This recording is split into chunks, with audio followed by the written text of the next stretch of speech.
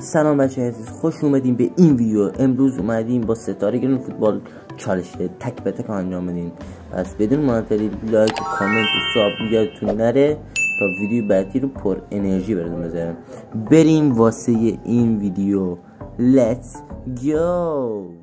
اولین بازیکن کریستیانو رونالدو. ببینیم همشون میتونه بزنه یا نمیتونه بزنه. بریم داشته باشیم. خب کریستیانو رونالدو اولین موقعیتشه برای گلزنی با تک به تک با دروازه‌بان. میره جلو، ببینیم اولی گل میکنه از پشت نهات چلیمه. گل نه رونالدو. ما کورنر رو میندازیم بهش، پاس میدم به کریستیانو رونالدو، پاس بده. اصلا پاس نمیرسه به کریستیانو رونالدو.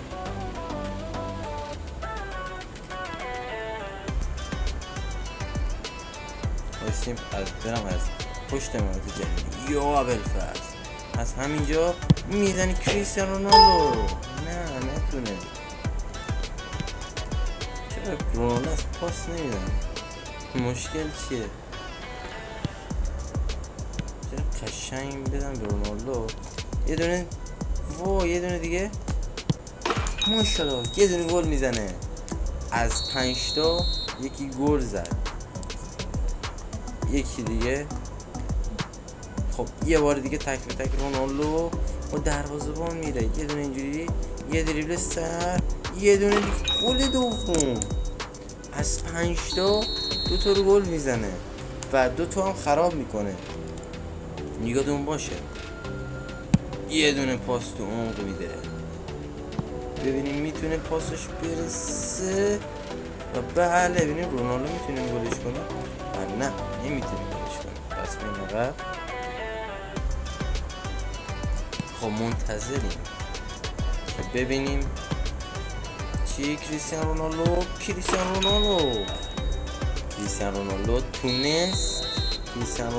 تونست. خب میریم برای کلیان امباپه، بازیکن جوون و پرقدرتمون.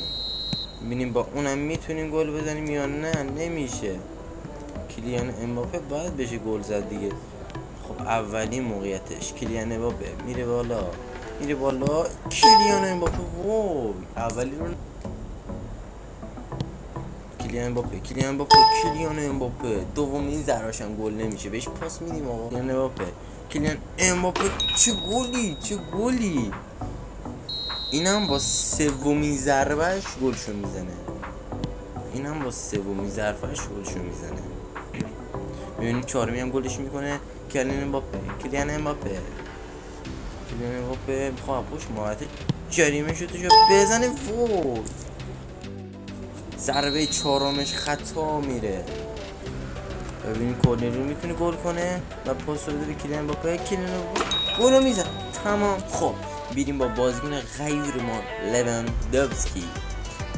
کم اومدم انگلیسی صحبت کنم نمیشه. خب پاس رو میدیم به لواندوفسکی. اولین موقعیت لواندوفسکی، خودش میره جلو. لواندوفسکی وای اولین ضربهش خطا میره. قشنگ بفرستیم به لواندوفسکی.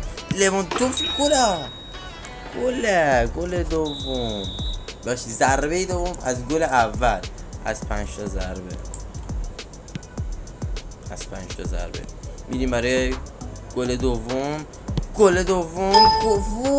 گل دوم چرا نزد؟ با ضربه سوم بود ولی گل دوم نزد. آقا من همینجوری کورنلیا رو میزنم چون همش باید کورنلیا گل کنه. لواندوفسکی 5 تا ضربه 2 تا گل. خب بازی رو شروع میکنه. خب لواندوفسکی میره برای ضربه آخرش. امیدش اگه اینو بزنه به رونالدو میرسه. نه این تیرک بود. یه موقع دیگه گل. یکم گل شد. میریم برای بازیکن بعدی لیونل مسی. ببینیم این بازیکن غیور چیکار میکنه. لیونل مسی بهش میفرستن. لیونل مسی ضربه اول گل میشه. من سریع علامت میزنم گلم تو ادیتور. گل رو قشنگ بذار ببینم چیکار میکنی. بریم برای گل دوم میتونه بزنه. تمام. مسی نتونه گل دوم بزنه، کی میتونه گل دوم بزنه؟ از 5 تا ضربه 2 تاش به راحتی گل کرده. گل سوم ببینیم میتونه بزنه لیونل مسی. گل سوم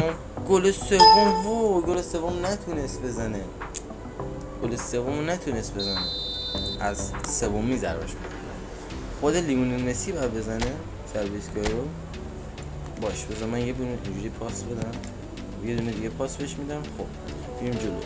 خود لیونل مسی یه دونه سر تو و نه ضربه دوم نرفت. اگه کورنر بشه کورنر شد. خب کورنر شد. باشه اومدم بیرون.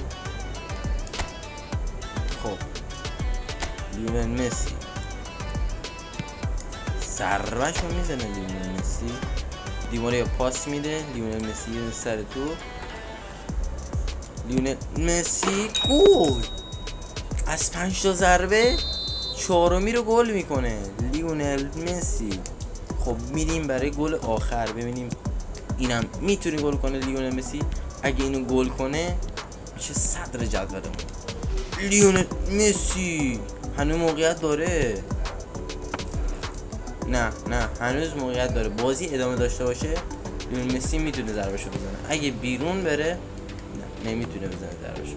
که خود لیونل مسی وای انا تمام. مسی با گل‌های زیاد صدر جدول و رونالدو نفر دوم با 3 تا گل و بقیه هم پایین جدول.